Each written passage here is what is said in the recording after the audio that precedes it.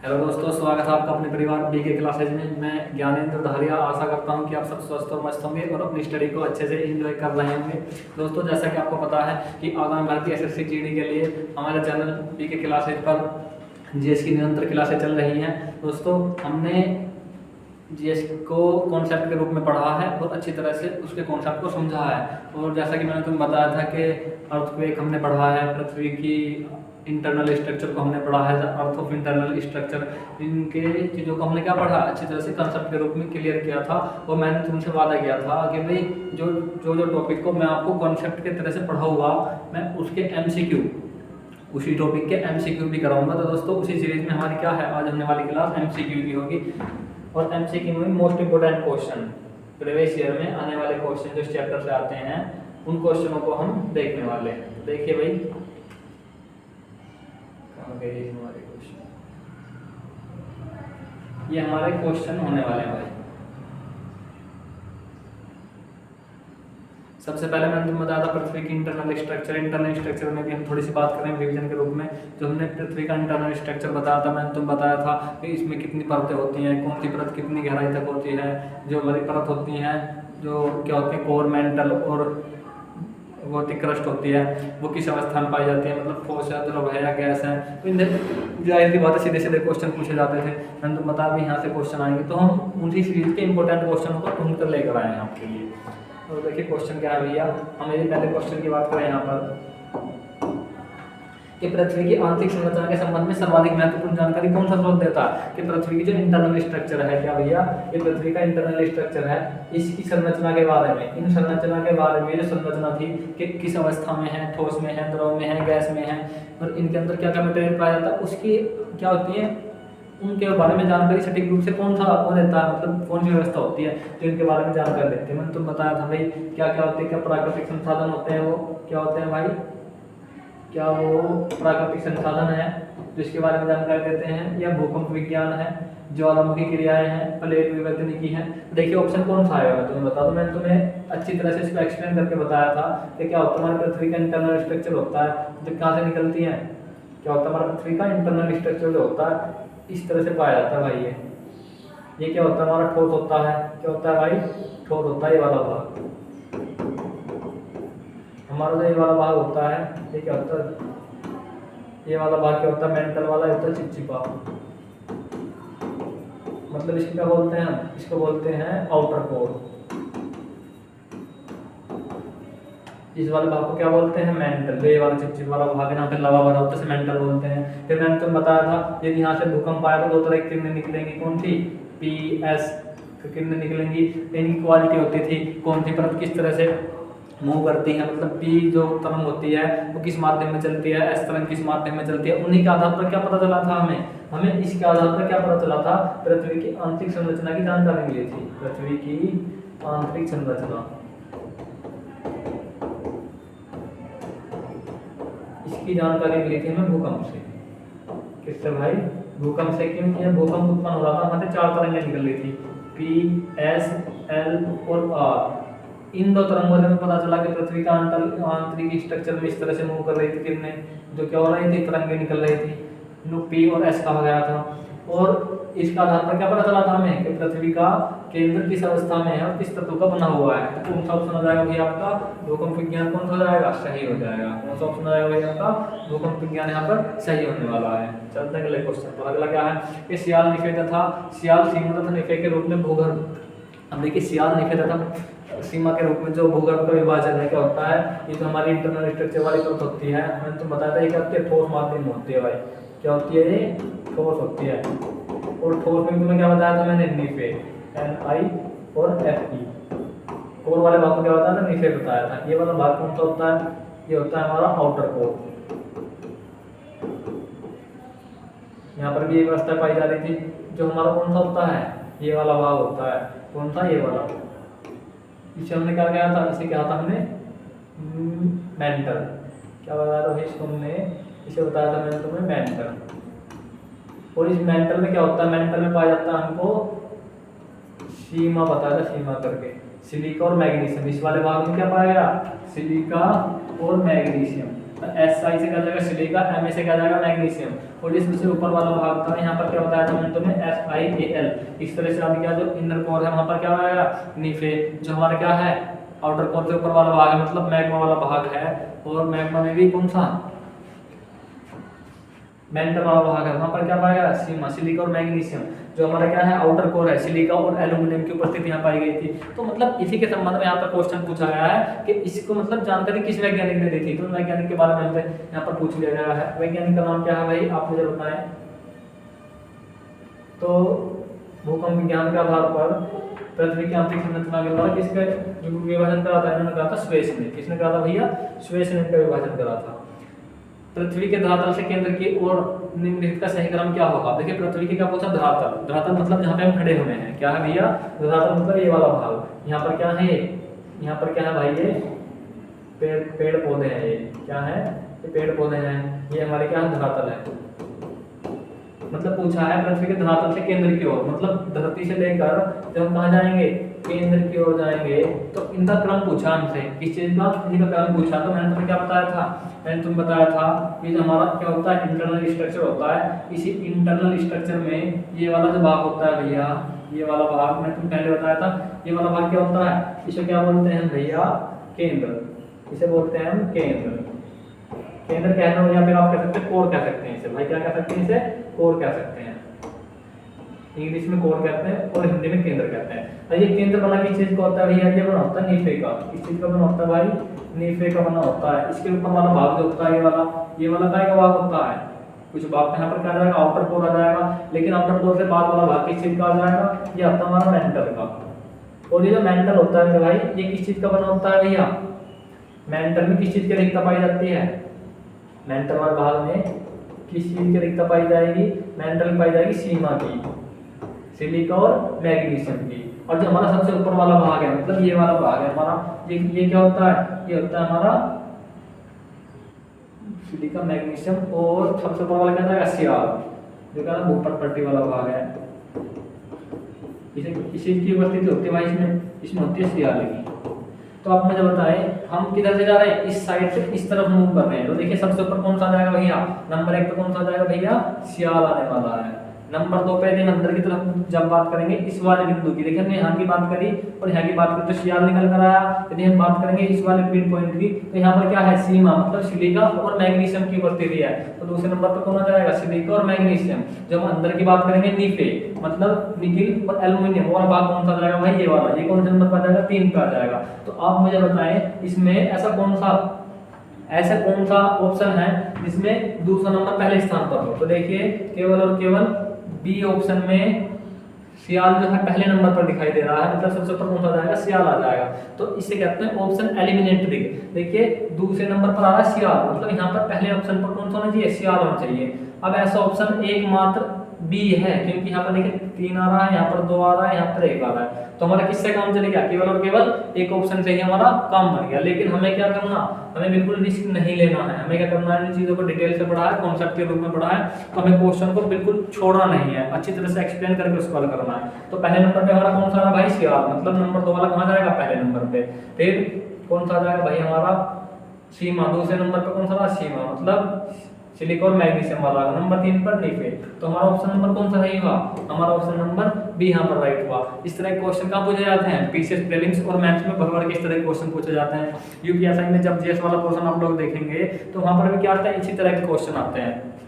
अब आप जाओगे तो भैया आप तो काफी तेज बोल रहे हो, मैं आपको बताऊँ आप स्पीड को थोड़ा मंदा कर लीजिए क्योंकि ये क्वेश्चन होते हैं काफी समय पी जाएंगे। यदि मैंने डिटेल से यहाँ पर समझाने लगूँ, मैं क्या यहाँ पर थ्योरी को समझाने लगूँ तो काफी समय लगेगा, उसके लिए आपको हमारी पुरानी क्लासें देखनी पड़ेंगी। देखिए नंबर 4 कौन सा, भूपृष्ठ की किस परत में बेसाल चट्टानों की उपस्थिति पाई जाती है। भूपृष्ठ की किस परत में बेसाल चट्टानों की स्थिति पाई जाती है। जब इन चीजों को आप क्या पढ़ेंगे डिटेल से पढ़ेंगे तो क्या होता है हमारा बेसाल चट्टान होती है, ये क्या होती है काफी मजबूत स्थिति में होती है। तो कहाँ पाई जाती है ये, देखिए कैसी होती है मजबूत होती है।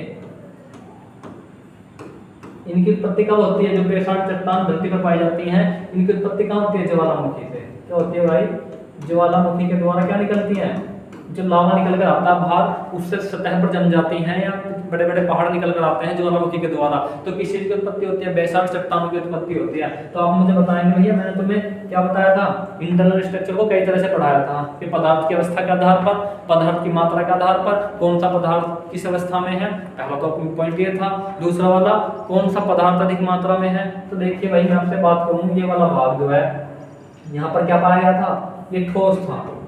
किस अवस्था में था? ठोस अवस्था में था। जो हमारा ये वाला भाग था, ये कैसी अवस्था में था?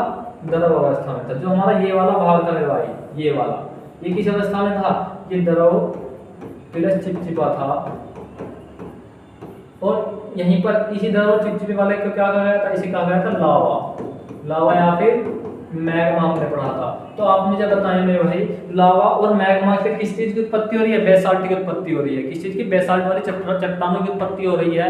और जब लावा और मैग्मा से बेसाल्ट चट्टानों की उत्पत्ति हो रही है तो किस परत में पाया जाता है? ये कौन सी परत में था? सीमा वाली में पाया जाएगा, सियाल वाली में पाया जाएगा, या फिर नीफे वाली में पाया जाएगा? आप कहोगे भैया ये किस परत में? ये वाली परत किस चीज की बनी है? सिलिका और मैग्नीशियम की। सिलिका और मैग्नीशियम की क्या बनी है? ये वाली परत बनी है। तो हमारा ऑप्शन नंबर कौन सा हो जाएगा? हमारा ऑप्शन नंबर बी राइट हो जाएगा। इससे अगला क्वेश्चन, पृथ्वी के किस भाग में निकिल लोहा की उपस्थिति अधिक मात्रा में पाई जाती है? देखिए पृथ्वी का जो इंटरनल स्ट्रक्चर होता है वहां पर सभी तत्व अधिकांश मात्रा में पाए ही जाते हैं, लेकिन जो मेजोरिटी में अधिक मात्रा में पाए जाते हैं हमने उनके आधार पर क्या बांटा है? पृथ्वी को पदार्थ की अवस्था मात्रा के आधार पर बांटा है। तो देखिए मैंने तुम्हें फिर बताया था, इंटरनल स्ट्रक्चर में कोर वाला भाग किस चीज का बना है? लीफे का बना है। और ये वाला भाग किस चीज का बना है? सीमा का बना है। ये वाला भाग किस चीज का बना है? सियाल का बना है। सिलिका और एल्युमिनियम का बना है। तो पूछा है यहाँ पर पृथ्वी के किस भाग में निकेल और लोहे की प्रधानता होती है? तो आप मुझे बताएं कि सियाल में होती है या सीमे में होती है, नीफे में, या इनमें से कोई नहीं? ऑप्शन आपका कौन सा आ जाएगा? तो आप कहोगे भैया कौन सा आ जाएगा? नीफे वाले भाग में निकिल और लोहे की मात्रा कहाँ हो जाएगी? कोर वाले भाग में। कोर में भी केंद्र वाले भाग में कहाँ हो जाएगी? नीफे वाले भाग में। सीधा सीधा क्वेश्चन आ जाएगा। या फिर नीफे ना दे करके यहाँ पर यदि आस्था पूछ ले कि किस भाग में निकिल और लोहे की मात्रा पाई जाती है, आपसे इस तरह से क्वेश्चन पूछ सकता है, कोर वाले भाग में पाई जाएगी, मेंटल वाले भाग में पाई जाएगी, या क्रेस्ट वाले भाग में पाई जाएगी। तो इस तरह से भी क्वेश्चन आ सकता है। यदि आपने चीजों को डिटेल से अच्छी तरह समझ के किया है तो मेरा मानना है क्वेश्चन आपसे नहीं बचने वाला। तो क्वेश्चन अगला कौन था भाई? अगला क्वेश्चन है, पृथ्वी की सबसे ऊपरी परत के लिए सर्वप्रथम सियाल शब्द का प्रयोग किसने किया था? तो आप मुझे बताएं, जो पृथ्वी की कौन सी सबसे ऊपरी परत है उसके लिए सियाल शब्द का प्रयोग किसने किया था? किसने किया था? मैंने तुम्हें अभी पहला दूसरा क्वेश्चन काफी अच्छी तरह से इसमें समझाया था। इसका क्वेश्चन आपको कहाँ देना है? इसका उत्तर आपको देना है कमेंट बॉक्स में। कहाँ देना है भाई? कमेंट बॉक्स में इसका उत्तर देना। इससे अगला क्वेश्चन क्या आ जाएगा भैया? पृथ्वी की 3 सेकेंडरी परतों में दूसरी परत का नाम क्या है? देखिए पृथ्वी की 3 सेकेंडरी परत होती हैं। मैंने तुम्हें बताया था क्वेश्चन यहीं से निकलने वाले हैं। क्या आते हैं? ये चैप्टर हैं, आपने थ्योरी से पृथ्वी के इंटरनल स्ट्रक्चर को पढ़ लिया, समझ लिया, तो आपसे क्वेश्चन बचने वाला है नहीं। क्या नहीं है? आपसे क्वेश्चन बचने वाला नहीं है। या क्वेश्चन को कितना भी घुमा फिरा कर पढ़ाए। देखिए मैंने तुम्हें इंटरनल स्ट्रक्चर को पढ़ा, क्या पूछा? सेकेंडरी परतों में ऊपर से दूसरी परत। तो देखिए ये वाला भाग कौन सा जाएगा भाई आपका? ये वाला भाग आपका नीफे का, इस चीज का ना नीफे का। ये वाला भाग कौन सा ना भाई? सीमा। ये वाला भाग कौन सा ना? सियाल, सिलिका और एल्युमिनियम। तो इस सबसे ऊपर वाली परत कौन सी आ जाएगी? ये नंबर 1, नंबर 2, नंबर 3। तो आप मुझे बताएं नंबर 2 में कौन सी परत है? क्या सियाल नंबर 2 में है, सीमा में है, नीफे में है, या इनमें से कोई नहीं? तो आप मुझे बताएं सेकेंडरी परतों में ऊपर से दूसरी परत का नाम क्या है? तो ऊपर से दूसरी परत आपको कौन सी नजर आ रही है? सीमा। कौन सी नजर आ रही है भाई? तो इसका ऑप्शन नंबर कौन सा हो जाएगा? इसका ऑप्शन नंबर बी राइट होने वाला है, सीमा। स्थल मंडल का तात्पर्य क्या है? आपने देखा जो हमारा स्थल मंडल होता है मतलब भूपर्पल्टी क्रस्ट वाला भाग होता है स्थल मंडल, जहां पर हम खड़े हैं, जहां पर क्या है? जीवन संभव है। तो उस क्या पूछा यहाँ पर? क्या तात्पर्य किससे है? क्या पृथ्वी का आंतरिक भाग है? क्या पृथ्वी का मध्यवर्ती भाग है? आप मुझे बताएं, क्या स्थल मंडल पृथ्वी का आंतरिक भाग है या मध्यवर्ती भाग है? पृथ्वी का ऊपरी भाग है या पृथ्वी की बाह्य पपड़ी है? तो आप मुझे बताएं कौन सा भाग होता है? देखिए मैंने तुम बताया था कि हमारी क्या है? पृथ्वी है। इसके अंदर इंटरनल स्ट्रक्चर बने हुए हैं इस तरह से, कई ऊपर पड़ते हुए। तो हमारा ये वाला भाग है, ये बाहर पपड़ी जो है, यहाँ पर क्या है? पेड़ पौधे हैं। क्या है यहाँ पर? पेड़ पौधे वगैरह हैं। तो इस वाले भाग को क्या कहते हैं? पृथ्वी की बाह्य पपड़ी कहते हैं, मतलब पृथ्वी की ऊपरी क्रस्ट। लिखेंगे द अर्थ ऑफ ऊपरी crust, the earth upper crust, इसको ऐसे बोलते हैं द अर्थ अपर क्रस्ट भी, इसको क्या कहते हैं, बोलते हैं। इस तरह से एग्जाम में क्वेश्चन सीधे सीधे पूछे जाते हैं यदि आपने थ्योरी को अच्छी तरह से कंप्लीट कर लिया। देखिए मेरा मानना है आपने यदि क्लास को अच्छी तरह से बैठकर देख भी लिया होगा, क्योंकि क्या है, यदि मैंने अपने अध्यापक की बातों को अच्छी तरह से बैठ के केवल सुना है, मैं नहीं कह रहा कि मैंने काफी मेहनत की, नहीं, मैंने अपने अध्यापक की बातों क्या कहा, अच्छे से बैठ करके सुना है, केवल मैं बोर्ड पर पढ़ा रहा हूँ। यदि आप क्लास को बैठ करके केवल सुन लेंगे और उनसे संबंधित नोट पॉइंट को अच्छी तरह से लिख लेंगे, तो मेरा मानना है कि यदि आपने जो सा टॉपिक ज्योग्राफी का बीके क्लासेस से पढ़ लिया तो उसमें आपको कोई समस्या नहीं होने वाली है। क्या नहीं होने वाली है? उसमें आपको कोई समस्या नहीं होने वाली है और आप काफी तरह से इसको एक्सप्लेन करके दूसरों को समझा भी सकते हैं। लेकिन उसके लिए आपको क्या करना पड़ेगा, उसके लिए आपको हमारी स्टेप बाय स्टेप सभी क्लासेस देखनी होगी। क्योंकि क्या होता है, ज्योग्राफी जो होती है वो हमारा एक ऐसा सब्जेक्ट है, यदि हमने इसका एक भी सब्जेक्ट स्टेप मिस कर दिया तो हम आने वाले चैप्टर को नहीं समझ पाएंगे। क्योंकि ज्योग्राफी डिपेंड है, एक चैप्टर से दूसरे चैप्टर के ऊपर डिपेंड होती है ज्योग्राफी। तो क्या करना है, हमें चैप्टर को मिस नहीं करना है, हमें कॉन्सेप्ट बाय कॉन्सेप्ट इनको अच्छी तरह से क्लियर करके चलना है और क्या होता है, एग्जाम में अच्छे नंबर लेकर आने हैं। तो देखिए क्या है इससे अगला क्वेश्चन, स्तर मंडल की मोटाई भूकंपीय तरंगों के आधार पर मापी जाती है। जो हमारा क्या होता है, भूकंपीय तरंग होती है, कौन सी, पी होती है, एस होती है, एल होती है, आर होती है। अब इसमें क्या पूछा, आधार पर कितनी मापी जाती है, स्तर मंडल मतलब एक क्रस्ट वाला भाग होता है, ये वाला, इसकी बात कर रहा हूं यहाँ पे, इस वाले भाग की। तो कितनी ऊंचाई मापी जाती है इसकी ऊंचाई कितनी मापी जाती है, तो इसका ऑप्शन आ जाएगा 100 किलोमीटर इसकी ऊंचाई मापी जाती है। अगला क्वेश्चन, धरातल से भूगर्भ की ओर जाने पर तापमान में वृद्धि होती है। अब देखिए क्या हमारा धरातल है, मैं आपसे बात करने लगूं धरातल, यहीं पर मैं आपको पिछला रिवीजन कराऊंगा। ये क्या हमारा धरातल है, ये हमारे क्या है, पेड़ पौधे हैं, इस तरह से ये हमारे क्या है, पेड़ पौधे वगैरह है, घास फूस उग रहे हैं यहाँ पे। और जो ये वाला इंटरनल स्ट्रक्चर वाला भाग है, ये अंदर वाला भाग है, मतलब आंतरिक भाग, क्या भाई हमारा आंतरिक भाग है। ये क्या है, हमारा ऊपर वायुमंडल है। तो मैं आपसे एक बात पूछने लगूं कि भैया क्या होगा, अंदर गहराई के साथ तापमान में वृद्धि कितनी होती है। यदि हम बात करें यहाँ से ऊपर की तरफ जाएंगे, ऊपर की तरफ जाने के जो मैंने आपको क्या पढ़ाया था, वायुमंडल को अच्छी तरह से पढ़ाया था, तो मैंने तो बताया था ऊपर की तरफ जाने पर कितना बढ़ रहा था, एक किलोमीटर जाने पर 6.5 डिग्री सेल्सियस क्या हो रहा था भाई, कम होता जा रहा था पर किलोमीटर ऊपर की तरफ चलने पर। और 1 मीटर बराबर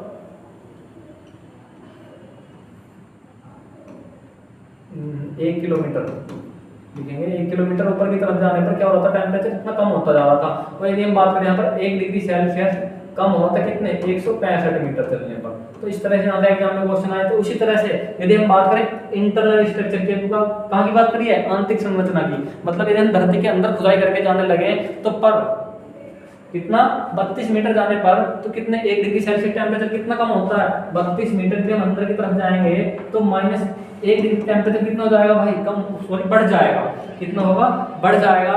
यदि पृथ्वी के धरातल पर टेम्परेचर 30 डिग्री सेल्सियस है और हम धरती के अंदर 32 मीटर खुदाई करें तो वहां पर टेम्परेचर कितना होगा, 31 डिग्री सेल्सियस हो जाएगा। यदि 64 डिग्री सेल्सियस 64 डिग्री खुदाई करें धरातल से अंदर की ओर तो 32 डिग्री टेम्परेचर हो जाएगा, क्योंकि 2 की इंक्रीज हो जाएगा। पर 32 मीटर पर कितना बढ़ रहा है, 1 डिग्री सेल्सियस। तो ऑप्शन आपका कौन सा हो जाएगा भैया, ऑप्शन आपका सी राइट होने वाला है। इससे अगला क्वेश्चन, पृथ्वी की आंतरिक संरचना के अनुसार भूगर्भ का विभाजन पटल, मेंटल तथा कोर में किया गया है, विभाजन किसका। अब देखिए क्या आता है, इस तरह क्वेश्चन आते हैं भाई। ये क्या हमारा, मैंने तुम्हें बताया था कौन सा भाई, इस तरह से मैंने तुम्हें समझाया था। ये वाला भाग क्या था हमारा, कोर वाला भाग था। इस कोर को भी हम 2 भागों में बांटा था, आउटर कोर और इनर कोर। इससे ऊपर वाला भाग क्या था हमारा, मेंटल, और ये वाला भाग क्या था हमारा, पटल। तो हमने इन रूप में बांटा, मतलब अब पूछा हमसे कि इसे किस वैज्ञानिक ने इनको इस आधार पर बांटा था। तो भैया कौन थे, ये ग्रांट महोदय थे। कौन थे, ग्रांट महोदय थे। इन्होंने किस आधार पर बांटा था पृथ्वी को, इस आधार पर बांटा। तो ऑप्शन नंबर कौन सा होने वाला है, डी राइट होने वाला है। निम्नलिखित में से कौन सा कथन असत्य है। अब देखिए आप मुझे बताएंगे कौन सा कथन असत्य है। मैं क्योंकि आपने पृथ्वी के इंटरनल स्ट्रक्चर को अच्छी तरह से समझ के पढ़ा है, तो क्या आपको लगता है भूपटल द क्रस्ट की औसत मोटाई 33 किलोमीटर है। क्या 33 किलोमीटर इसकी मोटाई है। महाद्वीपीय भाग में भूपटल की मोटाई अधिक है, जबकि महासागर भाग में यह छिछला है। मतलब ऐसा इसका कहने का मतलब है कि जो हमारा महाद्वीपीय भाग है वहां पर जो भूपटल है क्रस्ट उसकी मोटाई ऊंची है, और जो समुद्र वाला भाग है वहां पर पतली है। क्या ये बातें सही हैं, यहाँ पर पूछा गया है। तो ये क्या ये बातें सही हैं, तीसरा, महाद्वीप भाग भूपटल मुख्यतः ग्रेनाइट चट्टानों से निर्मित है। तीसरा भाग पूछा गया है, महाद्वीपीय भूपटल की तुलना में महाद्वीपीय भूपटल का घनत्व अधिक होता है। आप मुझे बताएं कौन सा कथन इसमें से असत्य होगा। इसका ऑप्शन आपको कहाँ देना है? कमेंट बॉक्स में देना होगा। कहाँ देना होगा भैया?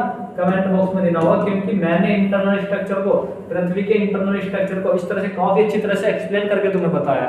तो कहाँ देना है इसका जवाब? आपको कमेंट बॉक्स में देना होगा। मेंटल के संबंध में निम्नलिखित में कौन सा कथन सत्य है? अब फिर वही क्वेश्चन चल रहे हैं, कौन से? इंटरनल स्ट्रक्चर वाले भैया। कौन से क्वेश्चन चल रहे हैं? इंटरनल स्ट्रक्चर वाले यहाँ पर क्वेश्चन चल रहे हैं। तो ये आप मुझे यहाँ पर बताएं इस तरह, मेंटल के संबंध में निम्नलिखित में से, मेंटल के संबंध में निम्नलिखित में से कौन सा कथन है सत्य है? तो अब भैया मुझे बताएंगे कि क्या होता है भाई,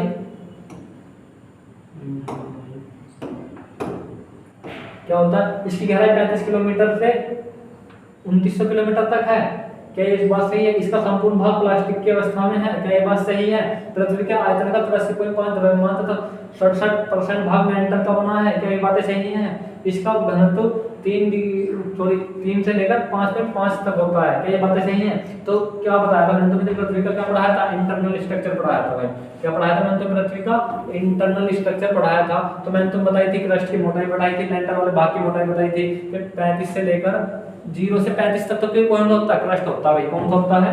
0 से, मैं तुमसे यहीं पर बात करने लगूं भाई, क्या होता है जब इसको बांटने लगे इस तरह से, 0 से 35 तक। क्या भाई?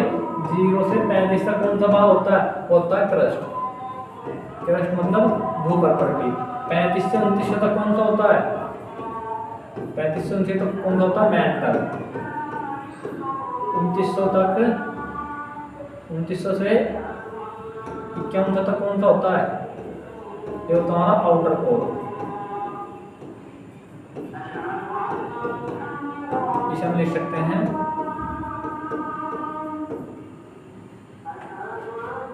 बाह्य केंद्र। और 5100 से कितना? 6700 किलोमीटर तक कौन सा होता है? वो हमारा होता है इनर कोर, मतलब केंद्र। तो इस तरह से हमने बताया था। देखिए कोई बात कह रहा है कि क्या होता है, इसकी गहराई कितनी है? मेंटल वाले भाग की, मतलब कौन से वाले भाग की बात कर रहे हैं भाई? इस वाले भाग की बात कर रहे हैं। कि हमारा, अब पूछे हमसे बातें कुछ कि भैया ये वाला जो भाग है यहाँ से लेकर और यहाँ तक, इसकी लंबाई कितनी है?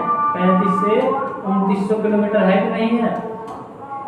ये जो ऊपरपट्टी वाला भाग है 0 से 35 है, तो अभी अच्छी तरह से एक्सप्लेन करके बताया था। ये वाला भाग कितना है? 3500 से कितना है भैया? 5100 है। 3500 से कितना? 5100 है। ये जो क्रस्ट वाला भाग है 5100 से कितना भैया? 6700 है। क्या ये बातें मैंने तुम्हें अच्छी तरह से एक्सप्लेन करके बताई थी? तो आप मुझे बताएं 3500 आना नहीं आना? 3500 से 2900 किलोमीटर, मतलब ये वाली बात भी सही है। कौन सी भैया? ये वाली बात भी क्या है? सही है। इसका संपूर्ण भाग, मतलब मेंटल वाला भाग जो होता है, इस वाले भाग की बात कर रहा है भाई। तो ये किस चीज का बना होता है? ये लावा का बना होता है। लावा में भी सिलिका और मैग्नीशियम का। तो ये वाली बात कही यहाँ पर, इसका संपूर्ण भाग प्लास्टिक का बना होता है। क्या इसका संपूर्ण भाग प्लास्टिक का बना होता है? आप कहोगे जी नहीं, इसका भाग किसकी चीज का बना होता है? सिलिका और मैग्नीशियम का बना होता है भाई। सिलिका और मैग्नीशियम का क्या बना होता है? ये वाला भाग बना होता है। तो हमारा ऑप्शन नंबर बी गलत हो गया। बाकी बात जब बी सही है हो गया तो बाकी तो अपना भी सही है। कौन सा क्वेश्चन है इससे अगला? स्थलमंडल का विस्तार कितने किलोमीटर तक गहराई तक पाया था? देखिए स्थलमंडल होता है लिथोस्फीयर। क्या होता है? स्थलमंडल लिथोस्फीयर की बात करने वाला है। तो यहाँ पर कितना होता है भैया? स्थलमंडल का कितना होता है? 100 किलोमीटर तक। देखिए कहीं कहीं इसकी मोटाई अधिक होती है। कि समुद्र में जाएंगे, समुद्र वाली परत की बात करेंगे तो वहां पर क्या होती है? कम मोटाई होती है। यदि हम बात करें यहीं पर स्थलमंडल की, स्थल मतलब महाद्वीप के भाग की बात करें, तो महाद्वीप पर क्या होता है? अधिक मोटा होता है, अधिक मोटाई होती है। लेकिन परत कौन सी मजबूत होती है? मैं तो बताऊं समुद्र वाली परत अधिक मजबूत होती है स्थल वाली परत से। क्या होती है? अधिक मजबूत होती है। तो इसका ऑप्शन कौन सा जाएगा? ऑप्शन नंबर बी राइट हो जाएगा। मेंटल में निम्नलिखित में किस तत्व की प्रधानता होती है? तो आप मुझे बताएं, जो हमारा मेंटल वाला भाग होता है भाई, काफी अच्छी तरह से एक्सप्लेन करके तुम बताया था। ये वाला भाग होता है, ये वाला केंद्र है, ये आउटर कोर है। तुमसे पूछा भैया ये तो केंद्र हो गया हमारा, ये वाला हो गया बाह्य केंद्र। हमसे पूछे इस वाले भाग के बाद मेंटल एंड निम्न किस तत्व की प्रधानता होती है? सबसे ऊपर वाले में किस चीज की होती है?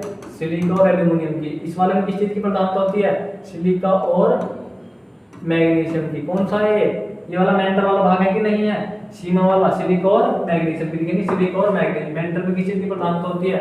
सिलिका और मैग्नीशियम की क्या होती है? प्रधानता होती है। मैग्नीशियम, सिलिका और मैग्नीशियम।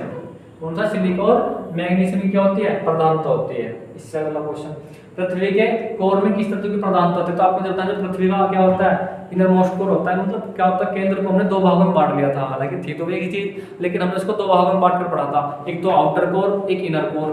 पदार्थ की अवस्था के आधार पर, मतलब ठोस है, द्रव है, गैस है, किस मात्रा में है, किस अवस्था में, उन चीजों को पढ़ा था। दूसरा पॉइंट हमने ये पढ़ा था किस पदार्थ का बना हुआ है। क्या है? किस पदार्थ का बना हुआ है। तो हमने इसी तरह से क्वेश्चन पूछ जा रहे हैं पृथ्वी के कोर में किस तत्व की प्रधानता होती है। भाई ये वाला भाग मैंने तो फिर बताया था, ये वाला भी जो मिड पॉइंट होता है ये वाला, यहाँ पर किस चीज की प्रधानता होती है? मैंने तो बताया था यहाँ पर निकिल और लोहे की प्रधानता होती है। निकिल और लोहे की क्या होती है? प्रधानता होती है। पृथ्वी के कोर में किस चीज की प्रधानता होती है? आप कहोगे भैया निकिल और लोहे की प्रधानता होती है। इस तरह के यहाँ से क्वेश्चन पूछे जाते हैं। सिलिका और मैग्नीशियम की प्रधानता कहाँ पर होती है भैया?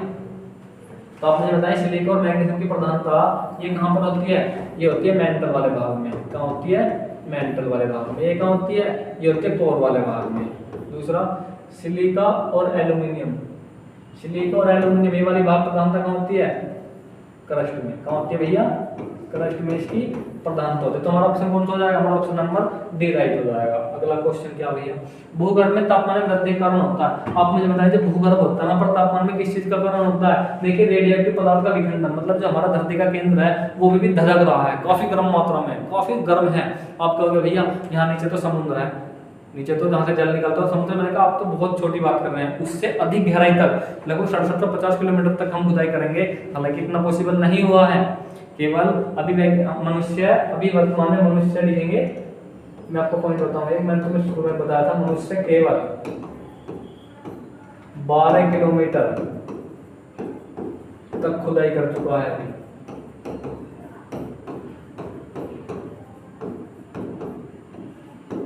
मतलब मनुष्य क्या है ना, धरती के अंदर केवल 12 किलोमीटर तक की खुदाई कर चुका है, वो भी अनेक मशीनों के माध्यम से। और केवल कितना, ये भी रशिया के वैज्ञानिक थे जिन्होंने इतनी खुदाई करी थी। तो मैं आपको बताऊं 60-70-50 तो काफी बैठ जाएगा। जब पृथ्वी के केंद्र तक पहुंचेंगे तो वहां पर क्या है? रेडियोएक्टिव पदार्थ, अल्फा बीटा गामा जो होते हैं वो पर रेडियोएक्टिव पदार्थ एक्टिव रहते हैं। उस कारण क्या होता है? तापमान में वृद्धि होती है, एक कारण तो ये भी हो गया। दूसरा क्या होता है? अंदर जाने पर क्या बढ़ता है? प्रेशर बढ़ता है। जब प्रेशर बढ़ता तो क्या होगा? टेम्परेचर बढ़ता। दोनों ऑप्शन राइट हो जाएंगे। तो कौन हो जाएगा भैया? ऑप्शन बी और सी उपयुक्त दोनों ऑप्शन राइट हो जाएंगे। चलते हैं अगले क्वेश्चन पर।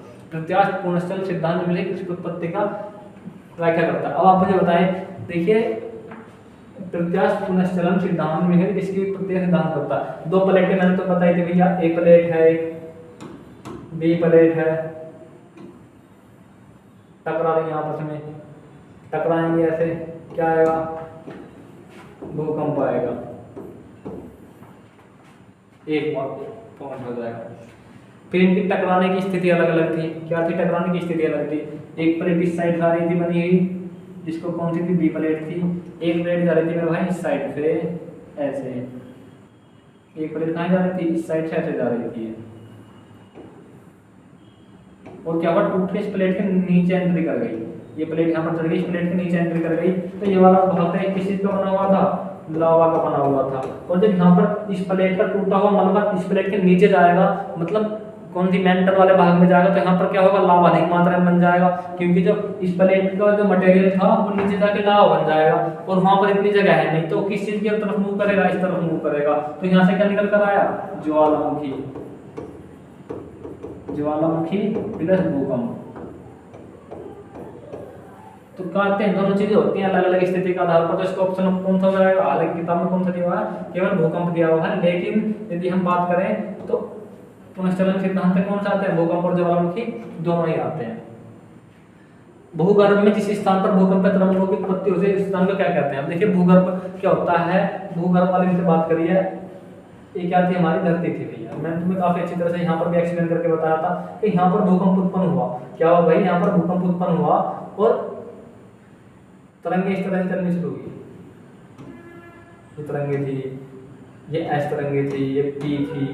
तो क्या हुआ था भैया, जब भूकंप चलना शुरू हुआ, इस सेंटर को हमने क्या कहा था, इसे क्या था हमने फोकस, केंद्र, भूकंप का केंद्र कहा था। ये वाला भाग क्या था हमारा, एपी सेंटर कहा था। तो इनने क्या पूछा है, भूगर्भ में जिस स्थान पर भूकंप तरंगों की उत्पत्ति होती है उस स्थान को क्या कहा जाता है, उस स्थान को क्या कहा जाता है, उसे क्या कहता है भैया, क्या उसे अधिकेंद्र कहा जाता है, या भूकंप अधिकेंद्र कहते हैं, या भूकंप केंद्र कहते हैं, या इक्लोजाइट कहते हैं। तो इस वाले भाग को फोकस को हमने क्या कहा था, केंद्र की उत्पत्ति दी थी।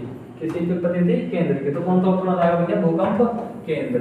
और ये क्या है, अधिकेंद्र, वो वाला क्या था, एपिसेंटर, मतलब भूकंप आने के बाद में धरती के किसी सेंटर से भूकंप उत्पन्न हुआ, तरंगे चली, तो सतह का जहाँ पर हम खड़े हैं वहाँ का वो स्थान जहाँ पर ये तरंगे सर्वप्रथम पहुंची, उस सेंटर को हमने क्या कहा, उसे हमने कहा था एपिसेंटर, मतलब अधिकेंद्र। तो वो क्या जाएगा, अधिकेंद्र आएगा।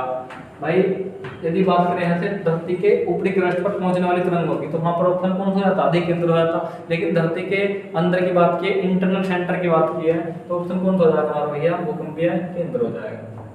अगला क्वेश्चन क्या है, भूकंप क्या होता है, भूकंप मूल फोकस स्थान में होता है। अब आप मुझे बताएं, मैंने तुम्हें बताया क्या, भूकंप का मूल फोकस स्थान, ये वाला बिंदु, ये वाला क्या था, एपिसेंटर, ये वाला क्या था हमारा, फोकस, इसे क्या कहा था हमने, केंद्र कहा था। इसे क्या कहा था हमने, अधिकेंद्र। तो आप मुझे बताएं, धरातल पर भूकंपीय लहरों का सर्वप्रथम ज्ञान होता है क्या, भूकंप का मूल स्थान के बारे में यहाँ पर बात हो रही है। धरातल पर भूकंप लहरों का सर्वप्रथम ज्ञान होता है, तो किसी की बात कर रहा है यहाँ, तो भैया एपिसेंटर की बात कर रहा है, एपिसेंटर की बात कर रहा है, जहां से भूकंप की उत्पत्ति होती है, जहां से भूकंप की उत्पत्ति होती है। क्या ये वाला ऑप्शन है, ये वाला है, जहां से भूकंप की उत्पत्ति के पश्चात उसकी लहरें ठीक नीचे स्थित सामान्य स्थान तक करके पुनः वापस लौटती हैं। तो ये वाली बातें सही है या इनमें से कोई नहीं। तो हमसे बात करिए फोकस की बातें की हैं, तो सीधा सा ऑप्शन क्या जाएगा, जहां से भूकंप की उत्पत्ति होती है उसे कहते हैं, उसे फोकस कहते हैं। अधिकेंद्र भूकंप का एक बिंदु होता है। अब देखिए अधिकेंद्र मैंने तुम्हें बताया था, क्रस्ट वाला वो वाला भाग जहाँ से भूकंप की तरंगे फोकस से निकलकर सर्वप्रथम सतह तक पहुंचते हैं, उसे क्या कहते हैं, अधिकेंद्र या फिर एपिसेंटर कहते हैं। तो पृथ्वी के अंदर भूकंप स्थान, उद्गम स्थान से, क्या ये वाली बातें सही हैं, भूकंप उद्गम केंद्र से ऊपर भूपृष्ठ के बिंदु से वह स्थान जब भूकंप का अनुभव किया जाता है, भूकंप का वह बिंदु जहां पर पहला झटका अनुभव किया जाता है। आपको बताइए कौन सा ऑप्शन होगा, मैंने तुम्हें बताया था भैया, ये हमारा इंटरनल स्ट्रक्चर है, ये वाला वो पॉइंट है जहां पर भूकंप की तरंगें पहुंचती हैं। इसको ऑप्शन का जवाब घुमा देना, कमेंट बॉक्स में देना। पृथ्वी की सतह पर भूकंप के केंद्र के ठीक ऊपर बिंदु क्या कहा जाता है। अब देखिए फिर वही बात आ रही है, तो क्या आता है हमारा, ये वाला भाग आता है, ये वाला, ये क्या है हमारा, क्रस्ट वाला भाग है, क्या है हमारा, क्रस्ट है। ये वाला क्या है हमारा, इंटरनल स्ट्रक्चर वाला भाग है, इसे क्या कहा हमने, फोकस कहा था। क्या कहा है हमने, फोकस माना था, केंद्र। ये वाला भाग क्या था, यहाँ तरंगे उत्पन्न हुई, ऊपर चली, तो क्या हुआ भैया, अंतः केंद्र से पृथ्वी के केंद्र पर भूकंप के केंद्र के ठीक ऊपर बिंदु क्या कहा जाता है, अंतः केंद्र क्या कहा जाता है, क्या मूल केंद्र कहा जाता है, उत्केंद्र कहा जाता है, क्या और क्या कहते हैं, मध्य केंद्र कहा जाता है। मतलब पृथ्वी के सतह पर भूकंप के केंद्र के ठीक ऊपर के बिंदु को क्या कहा जाता है। तो इसमें भैया अधिकेंद्र, इनमें से कोई सा ऑप्शन सही है, इसका ऑप्शन इनमें से कोई सही नहीं रहेगा, तो इसका सही ऑप्शन कौन सा होगा भैया, इसका सही ऑप्शन होगा अधिकेंद्र, केंद्र या फिर एपिसेंटर। ये वाला ऑप्शन क्या होगा भैया, इसका राइट होने वाला है, अधिकेंद्र या फिर एपिसेंटर। निम्नलिखित में से कौन सा कथन सही नहीं है, आप मुझे बताएं निम्नलिखित में से कौन सा कथन सही है। भूकंप के बारे में जानकारी पूछी गई यहाँ पर। रिएक्टर स्केल भूकंप की तीव्रता को मापने का यंत्र है भैया, रिएक्टर स्केल के भूकंप की तीव्रता को मापने का यंत्र है। रिएक्टर स्केल एक लॉगरिथमिक स्केल होता है, मतलब गुणक होता है। रिएक्टर स्केल भूकंप की ऊर्जा को मापता है। तो आप मुझे बताएं, मैं आपको बताना चाहूंगा कि रिएक्टर स्केल जो होता है भूकंप को मापने का यंत्र है, बातें सही है। रिएक्टर स्केल एक लॉगरिथमिक स्केल है, ये बात भी सही है। यह एक गुणात्मक, यहाँ पर लॉगरिथमिक क्या है, गुणात्मक आ जाएगा। यदि गुणात्मक होता तो बातें सही होती, तो ये वाला ऑप्शन जाएगा, ये वाला गलत हो जाएगा। यह स्केल भूकंप की ऊर्जा को मापता है, क्या था, भूकंप की ऊर्जा को मापता है। यहाँ पर पूछा गया सही नहीं है, तो देखिए भैया गुणात्मक क्या जाएगा भाई, सही नहीं है, सही नहीं पूछा यहाँ पर, तो ये वाली बात भी क्या हो जाएगी, सही हो जाएगी। लॉगरिथमिक है स्केल भूकंप की ऊर्जा को मापता है भैया, भूकंप की ऊर्जा को मापता है, तो इसका ऑप्शन कौन हो जाएगा आपका, इसका ऑप्शन नंबर हो जाएगा आपका बी। मतलब क्या है, तीनों बातें सही हैं। और इसमें से क्या पूछा है, कौन सी बात सही नहीं है, मतलब तीनों दिन उपरोक्त बात दी गई है पूरी तरह से सही है। यहाँ पर कौन से स्केल की बात कही हमने, रिएक्टर स्केल की। रिएक्टर स्केल क्या करता था भैया, तीव्रता को मापता था, ऊर्जा को मापता था, तरंगों के आधार पर कितनी तीव्रता का भूकंप है। और यहीं पर हम बात करें मर्केली स्केल की, तो दूसरा वाला स्केल हमारा था वो कौन सा था फिर भाई, वो था हमारा मर्केली स्केल। तो मर्केली स्केल मैंने तो बताया था कि इसके नाम में आ रहा मर, मतलब दुर्घटना वाली बात हो रही है। तो मर्केली स्केल किस चीज की बातें करता था, मर्केली स्केल बातें करता था जो मनुष्य का नुकसान हुआ है, कितने जान माल की हानि हुई है। मैंने कल की क्लास में तुम बताया था कि भैया मकान टूटे हैं, कितने मकान टूटे हैं, मकानों को कितनी क्षति हुई है, उस आधार पर किस चीज का पैमाना होता है, भूकंप का, मर्केली स्केल पर उसको मापा जाता है। तो ये चीजें मैंने तो बताई थी यहीं पर है। अब आपको भैया लैग्रांज स्केल क्या है, मैं तो बताऊं यहाँ पर क्या था कि एक पॉइंट बदलने पर इसमें 1 से लेकर 9 तक पॉइंट थे, 1 से लेकर 9 तक पॉइंट थे। यदि हम बात करें यहाँ पर 1 तीव्रता का भूकंप है तो मतलब 1 का है। यदि यहीं पर कितना बढ़ जाए, 2 तीव्रता हो जाए, कितना हो जाए, 2 तीव्रता हो जाए, तो 2 तीव्रता होने का मतलब है 10 गुना ताकतवर भूकंप था। एक पॉइंट से दूसरा पॉइंट बढ़ने पर, कहते नहीं कि 4 की तीव्रता का भूकंप आया या फिर 1 की तीव्रता का भूकंप आया तो मतलब सही है।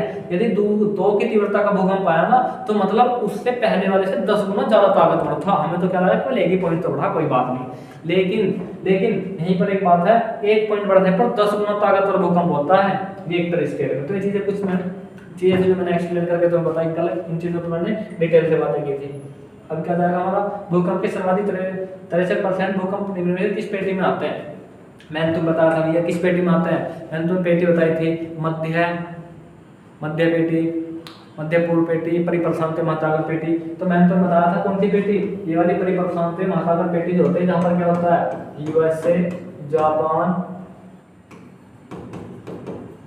इंडोनेशिया, उत्तर कोरिया और यहाँ पर कौन सा जाएगा भैया, ये वाले जो भाग थे, चीन सागर, दक्षिण चीन सागर, साउथ चाइना सी,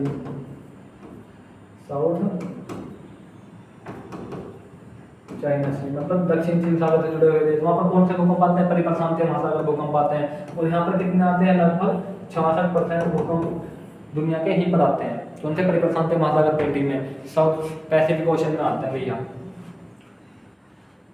सुनामी किस भाषा का शब्द है, आप बताएंगे सुनामी जो था किस भाषा का शब्द है, सुनामी क्या होती है। मैंने तो बताया था कि जब भूकंप आता है, धरती हिलने लगती है, धरती हिलेगी तो समुद्र के ऊपर जो पानी होता है वो मूव करने लगता है, एक दिशा से दूसरी तरफ मूव करेगा तो कहाँ जाकर टकराएगा, महासागर से टकराएगा। जब वो पानी जाकर के महासागर से टकराएगा, वो अधिक तीव्र मात्रा में होता है, तो उसे क्या कहते हैं, उसे कहते हैं सुनामी। क्या होते हैं, सुनामी कहते हैं। और किस भाषा का शब्द है भैया, कुछ जापानी भाषा का शब्द है।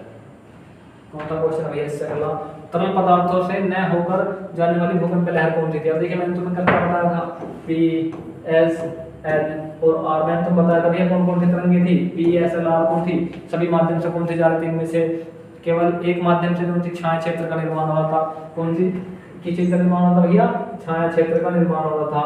तो आप मुझे बताइए इनमें से कौन सी वाली तरंग थी जो क्या कर रही थी, न गुजरने वाली भूकंप लहर कौन सी है। तो आप मुझे बताएं, तीनों माध्यम से गुजर रही थी, कौन से माध्यम से, तीनों माध्यम से गुजर रही थी भैया, तीनों माध्यम से गुजर रही थी, तीनों माध्यम से गुजर रही थी। ये वाली कौन सी थी, ये वाली थी हमारी धरातलीय, ये वाली कौन सी थी दोनों, ये वाली थी हमारी आंतरिक। तो इसमें जो एस तरंगे थी वो आउटर कोर, मतलब तरल वाले भाग पर जो हमारा क्या होता है, आउटर कोर या कोर, वहां पर जाकर के क्या रही थी, फेल मार रही थी। तो कौन सा ऑप्शन आ जाएगा हमारा, ऑप्शन नंबर सी राइट हो जाएगा। सिस्मोग्राफी किस विज्ञान को कहते हैं, क्या नदियों के विज्ञान को सिस्मोग्राफी कहते हैं, क्या भूकंप के विज्ञान को सिस्मोग्राफी कहते हैं, पर्वत के विज्ञान को सिस्मोग्राफी कहते हैं, ज्वालामुखी के विज्ञान को सिस्मोग्राफी कहते हैं। तो मैंने तो बताया सिस्मोग्राफी के अंतर होता है जिसके द्वारा क्या होता है, भूकंप की तीव्रता को पता लगाया जाता है। तो कौन सा विज्ञान आ जाएगा भैया, भूकंप के विज्ञान में किस चीज का अध्ययन किया जाता है, सिस्मोग्राफी में किस चीज का अध्ययन किया जाता है, भूकंप के विज्ञान का अध्ययन किया जाता है। समभूकंप आइस वाले आकार प्राय होता है। अब देखिए यहाँ पर किस चीज की बात करेंगे, यहाँ पर समभूकंप, समभूकंप मतलब समान समय पर आने वाले भूकंप, समान समय पर आने वाले भूकंप। किस चीज को दर्शाता है, समभूकंप रेखा, समान समय पर आने वाले भूकंप। तो क्या इसकी रेखा क्या होगी, समांतर होगी। देखिए यदि समान समय पर भूकंप आ रहे हैं, जैसे देखिए भारत में आ रहा है और जापान में समान समय पर भूकंप आया, तो जब जापान से भारत की तरफ जाएंगे क्या आ जाएंगे, इस तरह से भारत का नक्शा यहाँ पर बना हुआ है भैया। और जापान कहाँ है, भारत के इस साइड में है, बहुत दूर जा करके। कहाँ पे है जापान, भारत के इस दिशा में जाकर चाइना से पास में। अब एक भारत में भूकंप आया हुआ है, इस स्थान पर आया, तो जब हम इनकी रेखा को बनाएंगे तो इस तरह से तो होकर जाएगी, इस तरह से। तो क्या ये एक निश्चित रेखा में है, क्या एक निश्चित रेखा में भैया आप कहोगे नहीं, तो कौन से जाएगी ये, अनियमित। कौन से जाएगी भैया, अनियमित आ जाएगी। क्या वृत्ताकार में है जी, नहीं। क्या नियमित में है, नहीं। एक रेखीय है जी, नहीं। क्या है, थोड़ी बहुत तिरछी हो जाती है, तो इसको कहते हैं अनियमित रेखा। अग्निवलय प्रशांत महासागर के विशाल क्षेत्र को कहा जाता है, जहाँ पर अग्निवलय प्रशांत महासागर के उस क्षेत्र को कहा जाता है जहाँ पर दुनिया के कितने परसेंट भूकंप आते हैं, मैंने तो बताया था। और एनसीईआरटी के अनुसार कितना आता है, 66% भूकंप प्रशांत महासागर मतलब पैसिफिक ओशियन में आते हैं। तो भैया 66% के नजदीक आता है, इसमें क्या 25% है जी, नहीं। 30, तो ऑप्शन आपका कौन सा राइट हो जाएगा, आपको ऑप्शन नंबर ए राइट होने वाला है कि 68 से 68% भूकंप कहाँ आते हैं, पैसिफिक ओशियन में आते हैं। तो आपका ऑप्शन नंबर कौन सा जाएगा, आपका ऑप्शन नंबर ए राइट हो जाएगा। यही क्वेश्चन थे।